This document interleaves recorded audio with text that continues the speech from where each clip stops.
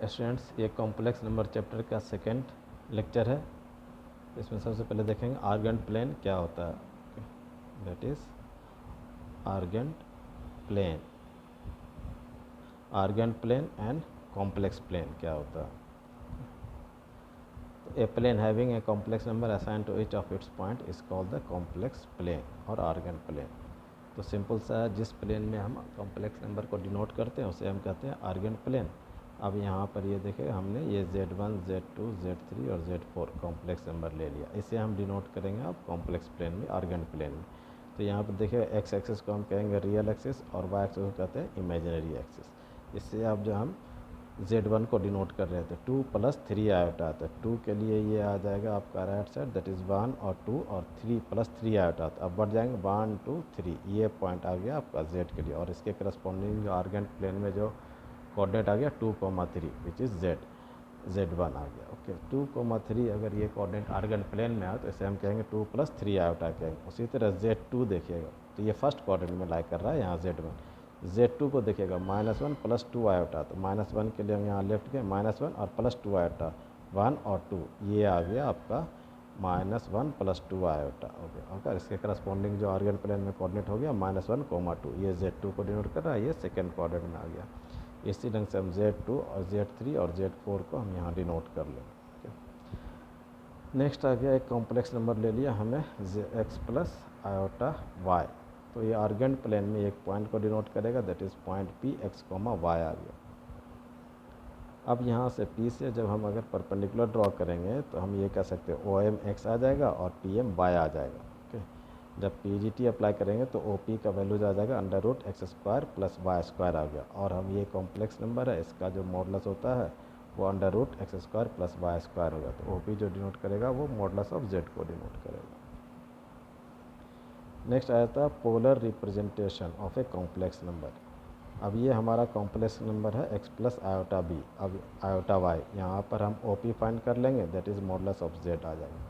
तो इसके करस्पॉन्डिंग जो पॉइंट आ गया ये P आ गया और हम इसे O से जब ज्वाइन किए ये OP आ गया। ओके, तो यहाँ जो ये लाइन आता है पॉजिटिव x एक्सिस, ये जो लाइन है वो आएगा इनिशियल लाइन कहलाता है। और ओरिजिन को हम कहते हैं पोल कहेंगे। ओके, और थीटा जो OP जो है पॉजिटिव x एक्सिस जो एंगल बना रहा है उसे थीटा कह दिया। अब इसे हमें गिवन कॉम्प्लेक्स नंबर को that is x + iota y को हमें अब डिनोट करना है r in terms of r and theta.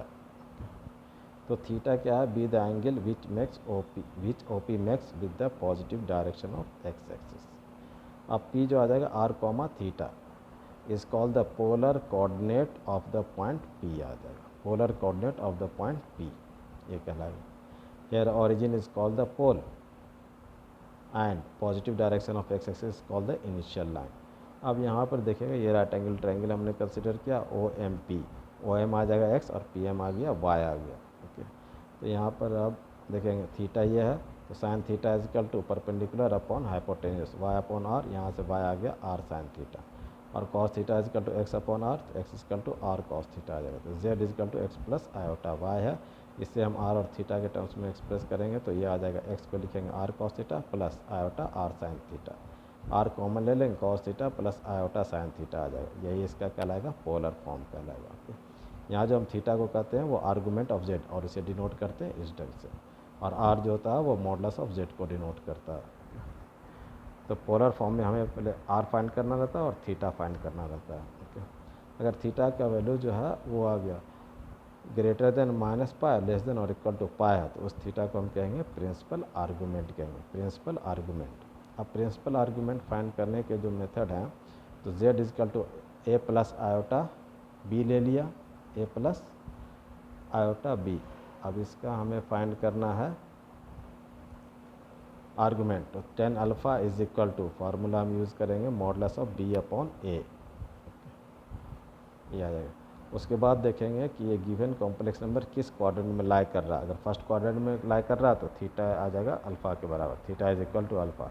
अगर z सेकेंड क्वाड्रेंट में लाई कर रहा है तो थीटा फाइंड करेंगे π - अल्फ़ा से, यहाँ से हम फाइंड कर लेंगे अल्फ़ा। अगर z थर्ड क्वाड्रेंट में लाई कर रहा है तो theta is equal to alpha - π आ जाएगा, और फोर्थ क्वाड्रेंट में लाई कर रहा है तो ये आ जाएगा theta is equal to -alpha आ जाएगा। अब एक क्वेश्चन सॉल्व करते हैं। Find the modulus and argument each of the numbers in exercise 1 to 2। That is first question, ये इसका मॉडुलस और हमें आर्गुमेंट फाइंड करना। तो z इजकल टू ये ले लिया और इसे हमने इस ढंग से a प्लस आयोटा b कह लिया। अब यहाँ से हमें मॉडुलस फाइंड करना, that is modulus of z, real part का स्क्वायर तो -1 का स्क्वायर आ जाएगा और प्लस इमेजिनरी पार्ट तो -√3 का स्क्वायर आ गया और इसका आ जाएगा ये रूट।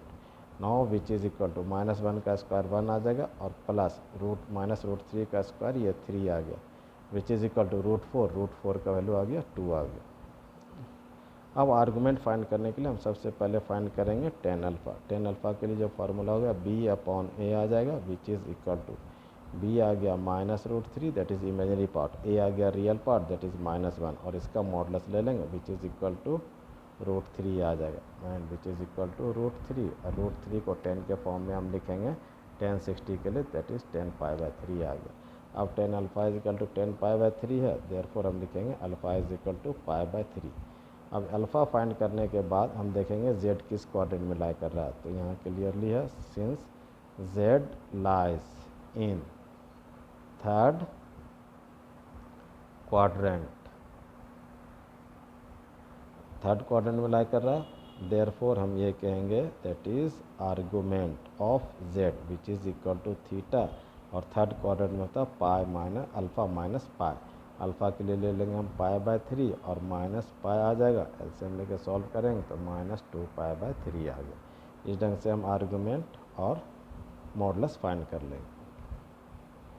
सेकेंड क्वेश्चन, इसमें भी मॉडुलस और आर्गुमेंट फाइंड करना है, तो that is z is equal to लिख लेंगे दैट इज़ रियल पार्ट का स्क्वायर तो -√3 का स्क्वायर आ जाएगा और प्लस इमेजिनरी पार्ट यहाँ 1 का स्क्वायर आ गया, विच इज़ इक्वल टू ये 3 + 1 आ जाएगा √4 का वैल्यू 2 आ गया।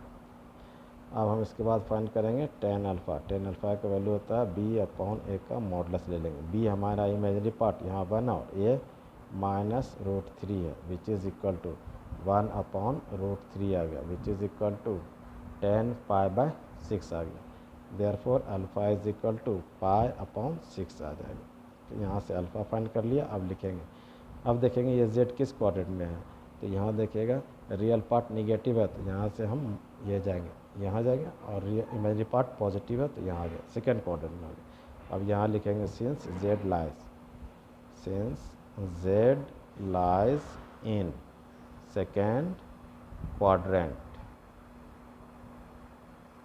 देयरफॉर हम लिखेंगे argument of z which is nothing but theta is equal to second quadrant में होता है pi minus alpha which is pi minus π/6 which is equal to 5π/6 answer आ गया। इस ढंग से हम फाइंड कर सकते हैं। ये नेक्स्ट आ जाता है, इसे हमें सारे को पोलर फॉर्म में लाना है। इसमें से एक क्वेश्चन हम करते हैं, that is question third. Let z is equal to 1 minus iota which is equal to a plus iota b। सबसे पहले हम r फाइंड करेंगे। r क्या होता है, मॉडुलस ऑफ z होता है, दैट इज़ रियल पार्ट का स्क्वायर और plus imaginary part that is -1 इसका स्क्वायर आ गया, दैट इज़ आ गया आपका √2 आ गया। अब हम फाइंड करेंगे आर्गुमेंट, तो उसके लिए tan अल्फ़ा फाइंड करेंगे दैट इज़ b/a। तो यहाँ b जो है इमेजिनरी पार्ट -1 है और रियल पार्ट 1 है, इसका modulus which is equal to 1 आ गया। 1 को 10 के फॉर्म में हम लिख सकते हैं 10π/4 आ गया, therefore alpha is equal to π/4 आ गया। अब यहाँ से देखेंगे कि ये गिवन कॉम्प्लेक्स नंबर किस क्वाड्रेंट में लाई कर रहा है। रियल पार्ट पॉजिटिव है और इमेजिनरी पार्ट निगेटिव है तो फोर्थ क्वाड्रेंट में आ गया। अब यहाँ लिखेंगे since z lies in fourth quadrant, therefore argument of z is equal to theta is equal to fourth quadrant में माइनस अल्फ़ा हो जाता है, दैट इज़ -π/4 आ गया। अब हम लिखेंगे करस्पॉन्डिंग पोलर फॉर्म जो आता है, पोलर फॉर्म फार्मूला होता है r और इनटू ये आ गया cos theta plus iota sine theta आ गया, which is equal to r के लिए हम ले लेंगे अब √2 आया r, तो ये आ गया √2 और ये आ गया cos -π/4 और प्लस आयोटा साइन -π/4, ये आ गया answer polar form. Next question है z इज इक्वल टू, ये दिया हुआ इसे हमें पोलर फॉर्म में लाना है। तो सबसे पहले हम फाइंड करेंगे modulus of z which is nothing but r, that is real part का स्क्वायर प्लस इमेजिनरी पार्ट का स्क्वायर का रूट ले लेंगे, विच इज़ आ जाएगा आंसर √2 आ जाएगा। अब z जो लाई कर रहा है वो किस कोऑर्डिनेट में लाई कर रहा है वो देख लेंगे, दैट इज़ z जो है रियल पार्ट निगेटिव है और इमेजिनरी पार्ट पॉजिटिव है, तो ये सेकेंड कोऑर्डिनेट में लाई कर रहा है। अब यहाँ से हम पहले फाइंड कर लेंगे tan alpha. tan alpha is equal to formula होता है b/a which is equal to 1/-1 आ गया। Now which is equal to आ गया, ये 1 ही आ जाएगा। 1 को हम फिर लिख सकते हैं tan π/4, तो यहाँ से आ गया अल्फ़ा का वैल्यू π/4 आ गया। अब यहाँ लिख लेंगे since z lies in second quadrant, therefore argument of z which is equal to theta is equal to pi minus alpha, now which is equal to pi और minus alpha आ गया π/4 which is equal to 3 π/4 आ गया argument। अब हमने argument और ये r find कर लिया, therefore corresponding polar form आ जाएगा, आपका polar form आ जाएगा r और into that is cos theta plus iota sine theta आ गया। नाउ विच इज़, इसके लिए √2 लिख लेंगे r की जगह पे, और cos थीटा के लिए लिख लेंगे 3 π/4 प्लस आयोटा साइन 3 π/4 आ गया हमारा आंसर। उसी तरह फिफ्थ क्वेश्चन है ये होमवर्क में रहेगा, क्योंकि ये जो है ये थर्ड क्वाड्रेंट में लाई कर रहा है, उसके अकॉर्डिंग आप r और आर्गूमेंट फाइंड कर लेंगे और जस्ट पोलर फॉर्म के फार्मूले में पुट कर लेंगे, ओके आंसर आ जाएगा। सिक्स्थ क्वेश्चन है आपका z is equal to -3 plus 0 iota लिख सकते हैं। मॉडुलस ऑफ z फाइंड करेंगे तो ये आ गया 3 आ जाएगा। अब z lies negative real axis, therefore argument of z आ गया पाई। पोलर फॉर्म का फार्मूला लिखा और इसमें हमने पुट कर लिया, ये आ गया इसका पोलर फॉर्म। एट्थ क्वेश्चन है z is equal to iota, 0 plus iota, ये लिख लिया। अब ये देखिएगा कि यहाँ ये z lies in the positive real axis, positive real axis, argument of z is equal to यह आ जाएगा